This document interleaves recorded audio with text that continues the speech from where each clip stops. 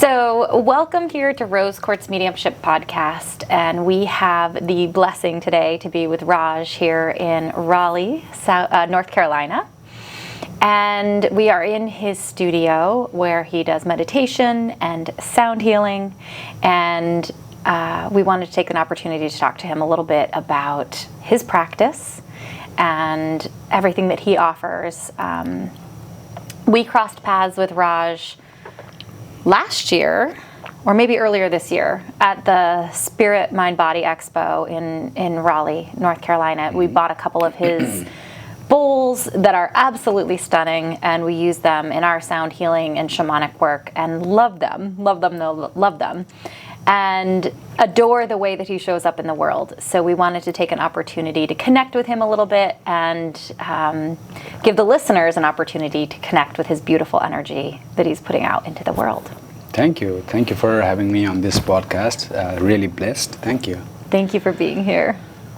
So why don't you tell us a little bit about who you are and how you landed in the practice that you're in right now. Sure, yeah. My name is Raj. I also go by Karma Beer. That's my spiritual name, you can say. I'm originally from Nepal. I've been in spiritual realm for actively for 8 years or a little bit over, maybe. But since child, I think I was more aware of the spirituality in a sense. But only later I found it in a hard way because I was involved in depression and it was so severe I wanted to kill myself.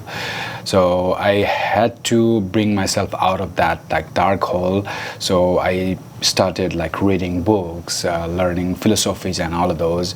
And after reading a lot of Eastern cultures or even more Nepalese way of spirituality, I came to know I was missing the whole point of the spirituality in a sense that we were doing.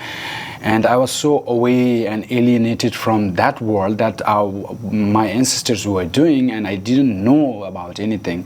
And I came to know a lot of the practices we do can connect you to your deeper self, or the inner core. Yes. And that gave me the spark of, okay, I need to more dig deeper into this kind of philosophies or imageries. As you can see, even in here, there are a lot of imageries.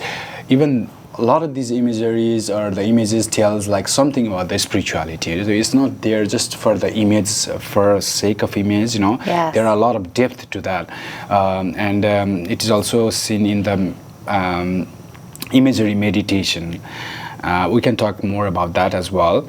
But yeah, and after that experience, it was maybe 10, 12 years ago, I bring out myself, and there was one guy whose name is J. Krishnamurti. I don't know if you ever heard of that guy, but he became a guru-like figure to me. Although he doesn't say himself as a guru, but he's so precise on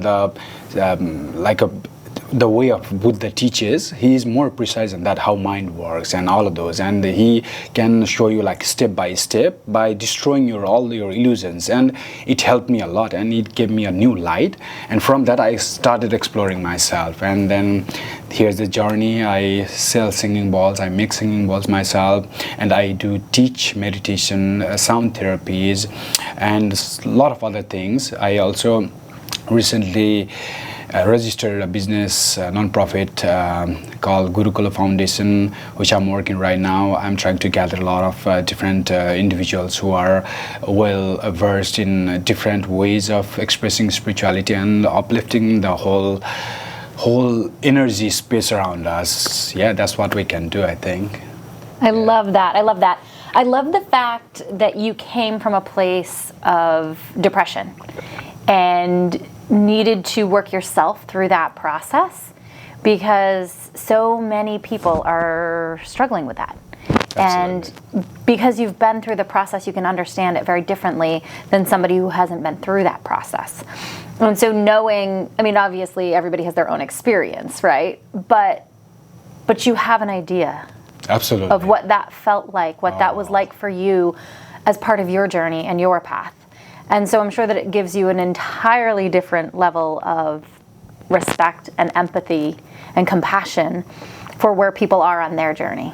Right, yeah, absolutely.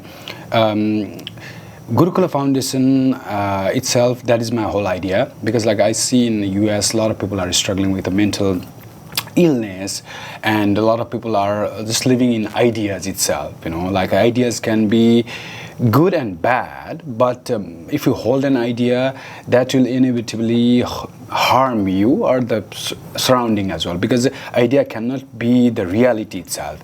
Just the reality itself is you are breathing living entity. That is the only living fact. Even for me myself, I doubt it.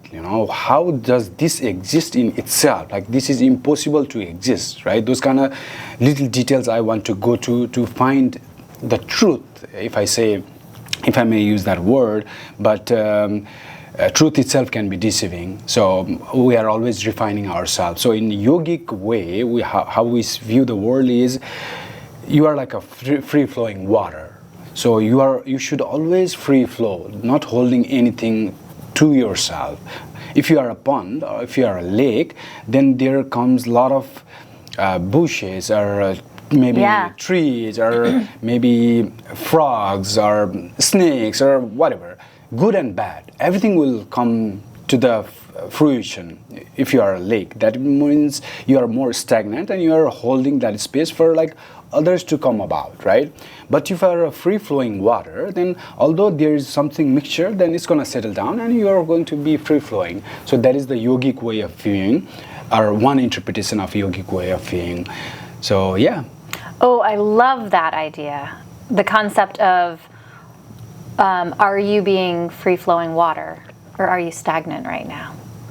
I bet that is energy and imagery that a lot of people can hold on to and make sense of asking themselves that, right? So if you're in a particular spot in life, asking yourself, are you free-flowing water? Or are you standing still? And there's benefits to both, right? Absolutely. But what do you want to be doing with this phase of your life? Do you want to be free-flowing water? Right. Do you want to be stagnant water that, things will grow in? Right.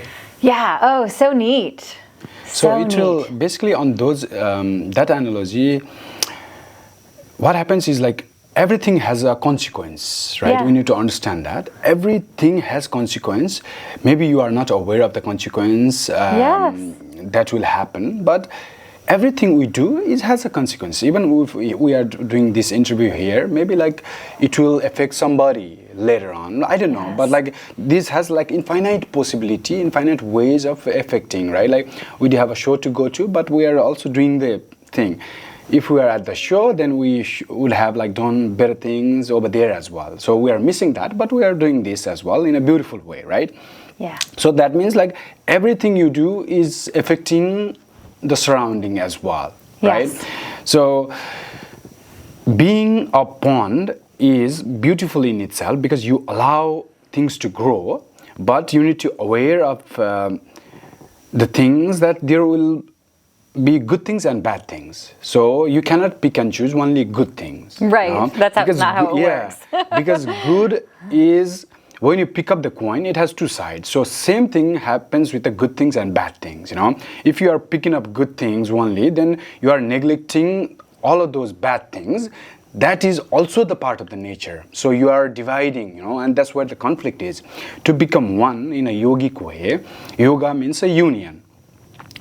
So literal meaning of yoga is to unite or to be union with. So what is that to say is, you do have this form, you do have this mind, and you do have these senses. So from the senses, whatever you observe that becomes your reality. And that you think that is just the reality for you. And people hold it as, okay, this is the only truth. But you do have a limited amount of sensation, and everybody has different ways of approaching, like sensing things. And not only that, even human perspective is like little tiny like blip on the whole spectrum, and we don't know the infinite amount of like infinite is infinite, so we cannot even conceptualize the infinite, right? So yogic way is you do have this form, you are also the part of the nature, but you think you are divided or you are separate from the nature itself. So there's already the division. So when you are divided with this whole totality, you inevitably will bring the conflict, because you only hold certain amount of truth, few little fragment. Although it's a truth, okay, that's fine, but you cannot capture the infinite truth in you. So you will, if you project yourself as this is the only truth, then there's gonna be a conflict forever. So yogic way is to realize you are the part of nature and everything is okay. Everything is okay, because everybody is living the tiny truth in themselves, and everybody has it. So it's okay. So that is the way. Yeah. I love that. I love that so much. So, for you, being able to conceptualize the oneness and being able to come in and out of the sense of separation, what does that do for you? Okay. So, again, to come to the concept, okay? Mm-hmm. If you bring the concept, it is the idea. Yes. Right? So idea is again not the reality in itself, right? Yes. So you are not free flowing now. When you hold it, you become a pond, at least for a second or a minute or like the days, or I don't know. But it's a concept. Concept is an idea. So you have to throw all the concept out. Don't believe in anything or don't hold on to anything. When you don't hold on to anything, you are free flowing. Right? You are free flowing, but it doesn't mean like you will be always like in this enlightened experience, but you see the blip, you see that essence of like here and there always, right? But it's a progress, it's a gradual progress, and you start to realize it's always growing and expanding. Your mind is always, because you are picking up things which you were not aware of before. You Yes. see that patterns. Now you are growing, and next time if you are more free, then you see more patterns. Then you are growing, expanding always. Yes. That is more like a non-holding to the concept, right? Like if you hold on to the concept, like a lot of Buddhist people, they do that as well. Nothingness. In Buddha teaching of Buddha, there is a concept called nothingness, or the whole Buddhism is based on the nothingness, because there is nothing. That's the Buddhist concept. So a lot of people, I've seen Buddhist people, they hold on to that concept of nothingness and they want to become nothingness, right? So that is the gradual process to become nothingness. And nothingness is not one static thing that you achieve. It is more like you don't hold on to anything and then you are empty in your mind. That is the nothingness, basically. You don't hold on to anything, and that's because what that nothingness entails is when you don't hold on to anything at all, then you cannot pinpoint one specific thing as this is the right thing or this is that, because it's always moving and shifting patterns. Like let's say we see the clouds always moving, always shifting patterns, right? That's one way of looking at things. Water as well, it's more rapid and it's always shifting its pattern, right? If you see the landmass as well, it's always shifting patterns, but it's slow. It's a gradual process. You can see on the map, maybe like a couple of centuries of map, and when you see that, like it says, you can see the shifting of the pattern of the landmass itself, right? So that's how we work as well. This in the infinite amount of time we exist, and we are just a tiny little dust in this whole spectrum, but our mind works is how our mind works is we can see and slow the time itself. We can see, and maybe it's because we do have a form and we have to live and everything. So that's how our mind works. So just not conceptualizing anything, just living without like free of anything at all. That is the freedom. Total freedom. So then you can just be breathing, living entity, and whenever there is some necessity, then you respond to that. So you're present with whatever it is that's happening in your reality. Yes. So for our listeners who maybe this is a very new concept for them, can you explain how to let go of ideas so that they can be in that nothingness state, or so that they can start to play with that concept? Right. Absolutely.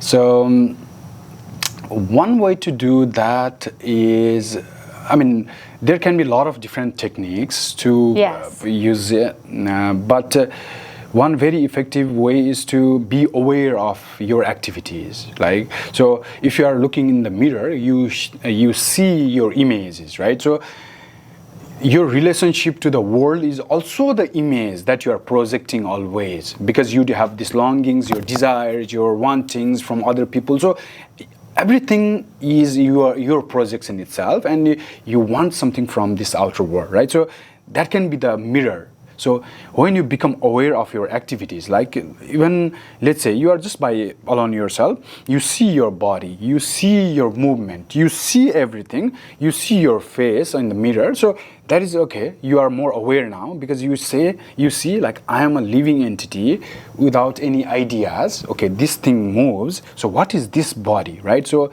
this is selves that detach away all of those ideas, because you are now bringing yourself to the body itself. Then when you go outside in the world, let's say you are angry, and just wait for a second and ask yourself why you are angry. Why am I angry, right? And then just give that time, that gap, so that like you don't get involved, or that role of anger doesn't roll you yourself into that bundle, so that you can be detached yourself and see why I'm angry, okay? And then that gives some sense of mindfulness. You see what I'm saying? Mm-hmm. So that brings the fruition to the detachment. Okay, whatever I'm doing, like it's not, I'm doing because it is more like a autonomous robot thing I'm doing, because like whenever I try to hit you, then you automatically like respond to it. Like that's how our mind works. So in a psychological level as well, that's how we are doing. If somebody tried to hurt you, or like if you think somebody is trying to hurt you, maybe it's not true, but you respond it that way automatically. So it is more like to be mindful about those activities in your mind. What triggers you? And another way is also the Buddhist concept and yogic concept too. We call it neti neti. That's the term. That means the negation, right? So going inside your mind, meditating your thought, be aware of your thought, what's going on, and say, who am I? Or what is this thing that's going inside my brain always, that's moving, changing constantly, like thoughts are coming, disappearing, and be detached from those kind of thoughts. When you detach yourself from those kind of thoughts, like you are just watching like a television screen without any attachment. Like it's moving, right? It's moving, and you are okay, that's interesting, like watching a dance, right?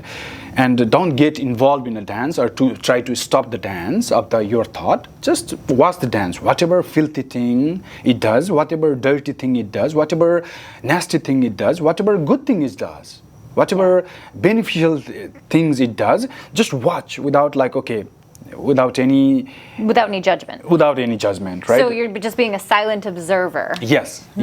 Again, the judgment itself, it's an interesting thing to see. Judgment, it requires your pre-assumption or preconceived ideas. Then only after that you can judge. Judgment. So there is no judgment, if you have no preconceived assessment of what it should be. Because of course, right? So judgment itself is because you think you know something, and then based out of that you think that's good, that is bad. That is how the judgment thing comes, right?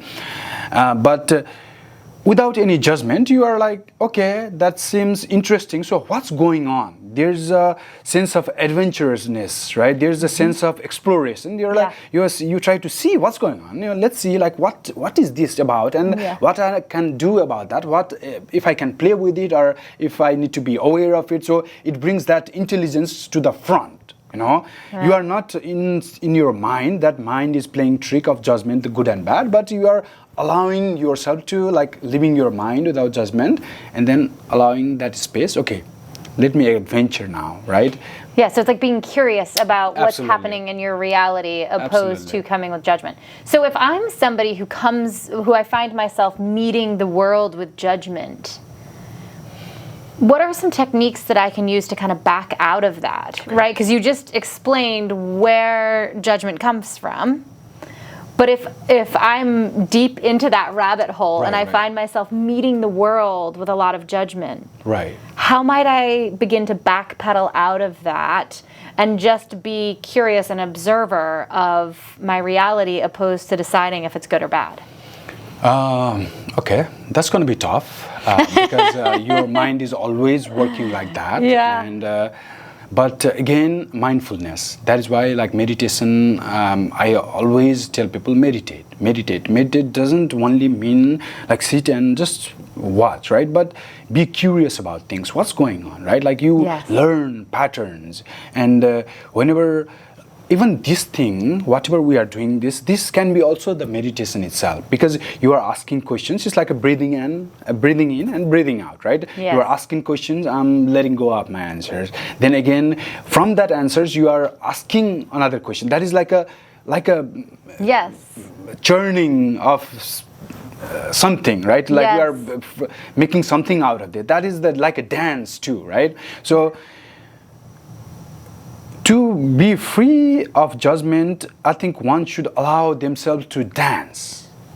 Just try to observe. Okay, what can I do with these kind of things? Just be an observer, and whenever there is a judgment, be aware of that judgment. Like, why am I judging? Right? Why am I judging? And again, meditate, because like I'm only asking why, it doesn't give you that room. It may be like. Give you the room to detach, but you have to do some work to go into that. Why you are exactly doing the judgment, and what are the judgment you are doing, right? All of those patterns, and that can be one way of doing. I love that, and I love your freedom within meditation, right? Because there are a lot of people who only believe it's meditation if they're sitting in silence doing a silent meditation. I am a huge believer in meditation through movement and meditation through mindfulness, and I think that you can move through the world in a meditative state should you choose to, right? But there are so many people that get caught in, I can't meditate because I can't sit in standard meditation. And when they can open themselves up to the fact that a walk in nature is meditation, dancing in your kitchen is meditation, cooking is meditation. Like you can choose to bring meditation into everything that you do. It's a choice. Absolutely. And it's a gift when you do it. Oh yeah. I mean, I was talking with one lady yesterday, basically, and I think she has same problem, and she's coming from the judgmental way, and although she is aware of that, but she is trapped and. She's stuck in a pattern. Yeah, she is stuck in a pattern, and I was trying to release her from out of that pattern, and it was so difficult for me because once we go to the whole thing, and it circles back to the same point, and we are going to the whole thing, and it circles back to the same thing. But one thing is death. Okay, so death itself. Be aware of the death. That we spoke earlier as well. In Eastern culture, mostly like Indian culture, Nepalese culture, we burn bodies on cremation ground. It's open field, like people can go and watch. And since childhood, like we are aware of like our death. Like we have to be that body someday in later life. So we already have that, we've seen it. You're That's the reality. desensitized Yes, to it. yeah. Yeah. It's a reality, right? So Right. if it's a reality, then that's inevitable. So if it's inevitable, then why we are worrying so much of fear, anxiety, and all of that? We have to die. That kind of gives a release, because death itself is. We can go into the death itself. Let's say you are yourself is an energy. Yes. Right? Not only in a mystical way, but you come out of this. That means you are moving, breathing, and everything. So you do have certain energies in you, or you are the energy particle vibrating itself inside you, right? Yes. So you are the energy, and everything has certain energies. So even science says energy cannot be created nor destroyed. Right. Right? That's the Einstein said it. But in Eastern concept, like they've been aware of those things like forever, because they said this whole thing is eternal. It's the same concept, like energy cannot be destroyed nor be created. And this whole thing is eternal, means like it's always going on, right? So you as a person maybe will die, maybe I as a Raz won't be here, but this energy will be here, not in maybe static form as an energy, but I will shift to another thing, you know? So I will always be here. So death is also an illusion in that sense, you know, because Yes, you are just yes. now, but you will shift to another thing. So, Right. but we are so much hooked with our pleasure and pain, and basically like the things that we see, and this is the only truth we see, and then we forget all of those things. That's why meditation brings this kind of awareness that you have to die, awareness, and release. There's nothing more to worry about, because why you are worrying so much in your mind, why you are taking a burden. After all, you have to die, so why not enjoy every moment, right? Right. If Yeah. you're going to die, Absolutely. then you might as well have the max amount of fun while you're here. Right. And sitting around worrying about dying is not the most fun option. It is not. Yeah. Death itself is a freedom, you know. People don't see it. Death itself frees you. Like it's a freedom, because you have to die. That means like now I'm living, I can live every moment in a precious way, you know. That is the freedom it gives.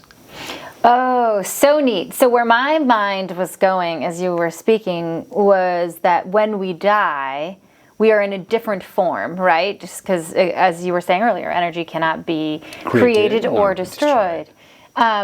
So the freedom, as you were speaking, I was not being as present with you as I should have been. My mind was going to, oh yeah, that's right. When we die, we have freedom to be in different form.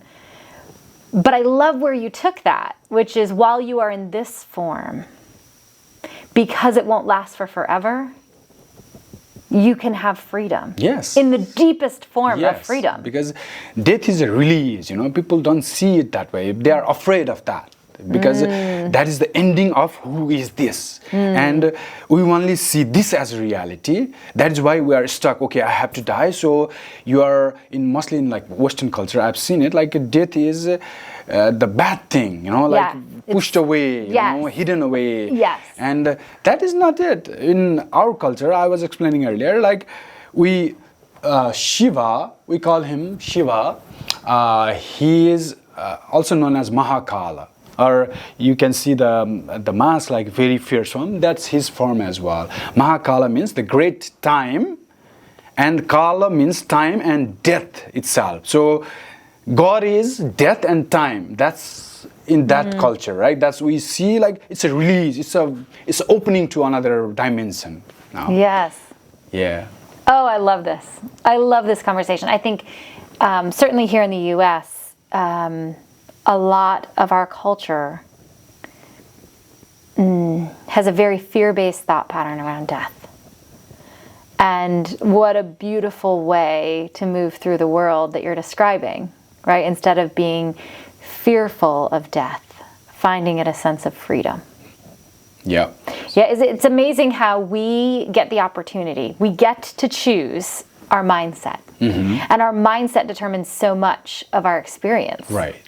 And so I love the idea of really removing all ideas and just allowing yourself to be in nothingness so that you can be present with what's coming up in your reality and not have predetermined notions about this is good, this is bad, this is the way it should be, this is wrong, this is whatever, right? And it's such a simple thing. It is such a simple concept, yet so beautiful, right? What a beautiful way to move through the world and to be able to view each day as a gift. Oh, yeah, absolutely. I think people should be more close to death, you know? Yes. Not in a sense like, okay, I'm going to die and like I have to do certain crazy things, but be aware of those things, you know, when you are becoming aware, like a thought, right? So it's always moving in your mind and one thing comes after another, but if you get hooked with one thought, then it rolls you.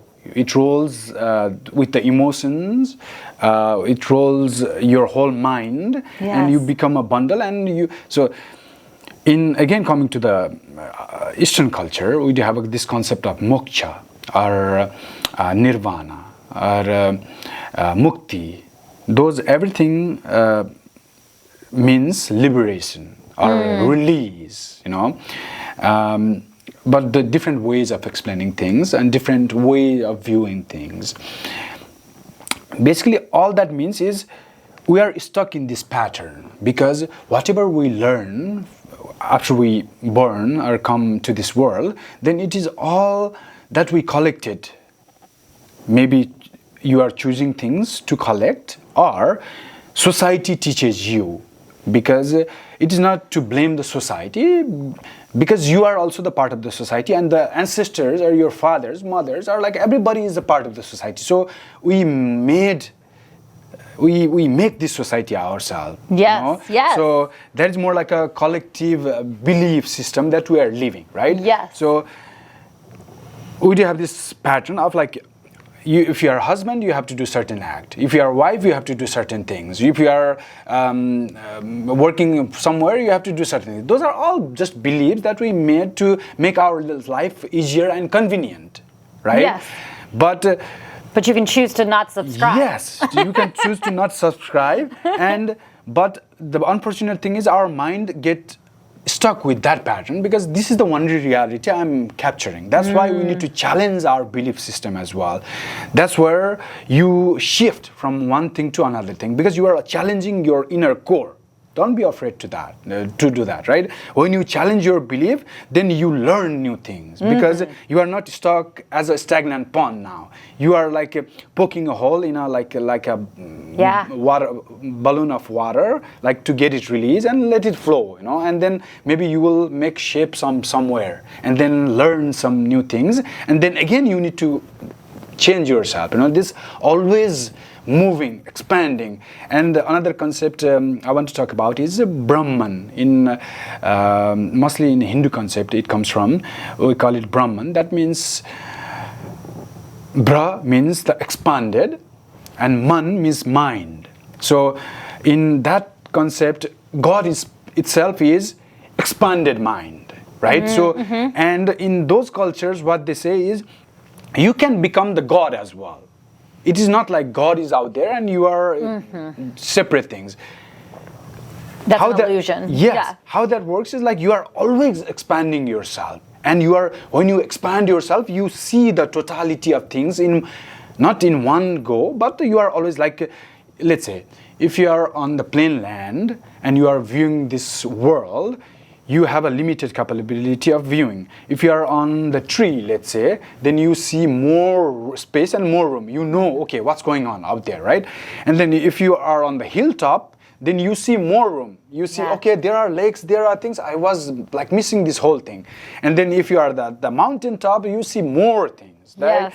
And if you have an eagle eye view, you see more room. So you are always expanding and growing. So you can be an ocean itself. You can encompass the good thing and bad thing too, taking it easy, you know, and you can consume everything, good, bad, because you know better how to manage those things here and there, You see what I'm saying? I do. I love that so much. I love that so much. It is that perspective is so beautiful, because oftentimes we get stuck in this truth, right? Yes. We have a knowing, we have a truth. Yes. But it could be that it is such a narrow scope that it holds us in a pattern that doesn't serve us. Right. And if we just pause and zoom out a little bit, come to the treetops, Right. come to the mountaintops, be an eagle, Right. then our truth has the opportunity to grow and Yes. expand. And from that different perspective, we have the ability to move through the world in a different way. Right. And we get to say, what do I want out of this human experience? Rather than feeling like this is the way that I have to live my human Right, experience. right. I can do it any way I want. Yes, yes, I can absolutely. subscribe, I cannot subscribe. Yes, absolutely. Yeah, oh, that's so powerful. And coming again to the judgment point, when you are judging things good, bad, like if you are stuck in that pattern, Yes.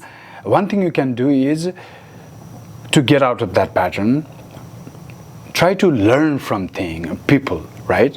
So if you are stuck on those patterns, let's say like you are going outside and your mind is judging, then okay, stop there and try to see, let yourself be aware that, okay, maybe I might learn something from this, you know? So when you approach it that way, it opens you up to learn things. Maybe I'm not right, or maybe I don't hold that whole truth, right? So let's see like what he or she has to say. Then maybe if you don't like it, you can throw that away. But let's see. Okay, let's be curious in a sense. The possibility. Possibility, yeah. The possibility. Yes. Oh, I love that, Raj. I love that. So it's a tool that we can all use, right? Whenever we're feeling the sensation of judgment, that if we create a pathway in our brain that every time we have the sensation of judgment, we pause and we say, what can I learn here? Let me open myself up to the possibility that I could be wrong. Right. Right?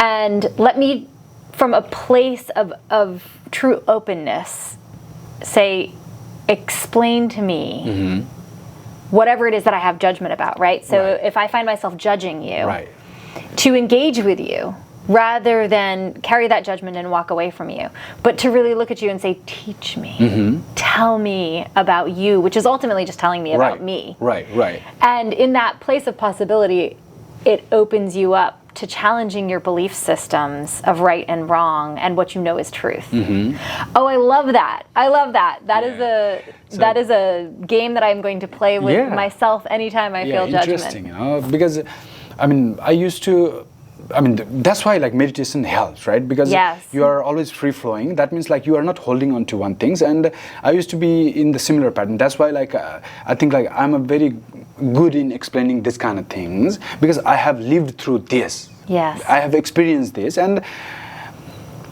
whenever I used to go to like a lot of different peoples, or like in a psychic or all of those, like even body and mind and spirit, like most of the things are out of my mind, because like I cannot really see like how that works, you know, because it doesn't work for me, or it hasn't worked for me. That hasn't been your lived experience yet. Right. Yeah, that's a good way of explaining that thing. But I'm always curious. Okay, let's see, you know, like you do have something, you said that is working. So although I don't know yet, so let's see. I'm always curious, you know, and I'm always challenging that belief as well, and my belief too, you know. So maybe that thing is wrong too. I don't know. Right. But let's see what's but maybe there. there's a piece in there that I can take out, right? And so, that will be right for me. Yeah, and so that is more like a challenge I throw myself always, like while conversing with different perspective of life. I was like, let's see, you know. But sometimes I get in trouble as well, like because sometimes I do too much to poke a hole, you know. Let's see, and sometimes people don't like it. They were like, oh, you know. I was like, oh, okay, sorry, you know. I didn't mean to do that. Sorry for poking holes. Yeah. Oh my gosh, I could talk to you forever. What a beautiful, beautiful way of being in the world, Raj. You are a true gift to our society and the collective. And I hope that people take the opportunity to engage with your energy, because it is medicine. It is absolute medicine. Absolutely. So can you tell our listeners how they can get in touch with you should they want to engage with you, should they want to buy one of your beautiful bowls that you've made, should they want to come to a sound bath or see you for a retreat? Yeah. Because you also hold retreats. Yes, I do. Yes. So yeah, a lot of different things I am involved in, and whatever life throws at me, I'm like, okay, let's do something about this, right? Yeah. Like, so, but sometimes like it's overwhelming as well. Like there are a lot of things happening, and I was like, why I'm doing so many things at one time, you know? But like it gives me that challenge, you know. I can test my possibility, you know, Yes. and I'm always expanding things. So I do make singing bowls. If listeners or viewers are listening to this, then if you're looking for singing bowls to buy, I do make singing bowls in Nepal. Different kind of balls. I do make full moon balls, different kind of therapy balls, sound balls even, bells, chimes, and all of those. Per sound bath meditation, I also teach sound bath meditation. I'm also writing a book on sound balls, how to do it in a Nepalese way. But we don't use that much of like balls in a Nepalese therapy. But I'm trying to piece this together. This is more like a later version of the therapies that Western world accepted and fortified, and we were like, oh, that's interesting, you know, like, okay, and that's how like it rose as a business and all of those, and I'm involved in this as well. But on that specific book, I'm trying to tie the piece together. Like, okay, this is how we approach in the spirituality, or like if we are doing certain therapies, this is how we approach certain energy. This is also the energy work in a way. Yes. So in an energy field, how we approach in a Nepalese way. So I'm trying to bring that more Nepalese-ness into that. Probably within a month, I'm going to complete and take it to the publication. And please, hopefully, you will find something out of that. Oh, yes. And for retreats and ceremonies, I do hold retreat ceremonies here in Raleigh, North Carolina. And in Nepal as well. So next retreat I'm offering is October 29th through November 6th. That's a 9-day retreat. Pretty much in Nepal. I gather people from here and take them to Nepal. I lead the whole group myself, but I'm more like a passive observer. I let other instructors do like a lot of things, because like I'm always here. So if you want to learn from me, like I'm always available. You're accessible. Here, right? So I let other people learn from other instructor as well, not only like learning from one thing. Because in our saying, we say is kunda kunda pani, munda munda buddhi. That means like every pond has different taste, you know. So I just want people to test some other ponds too, right? So you're facilitating exposure to different energies and different concepts and different teachers and leaders in Nepal. Right. Oh, and how beautiful. at the same time, I'll be leading, and since I'm knowledgeable on this kind of things, like we worship stones, we worship like lakes and everything. Like, so that has more philosophical meaning and understanding between that, and it opens the path to the spirituality. Maybe we will talk some other time, but I'm knowledgeable on those, so I bring that into the package and present it to people. This is how our ancestors, they saw this, or we see spirituality, right?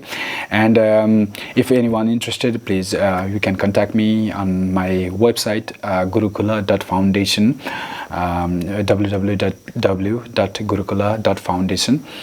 And I do have Instagram as well, gurukula.foundation. I'm pretty active on Instagram. You can contact me from there, and if you want certain ceremonies or classes, then also please to contact me. Perfect. So we will include a link to your website and to your social media with this podcast, so that our listeners can find you, or anybody who finds this particular podcast who landed on it and needed your medicine will be able to be in contact with you. Great. Thank you so much for sharing your time and your knowledge and your energy and your space with us. Blessings. Thank you.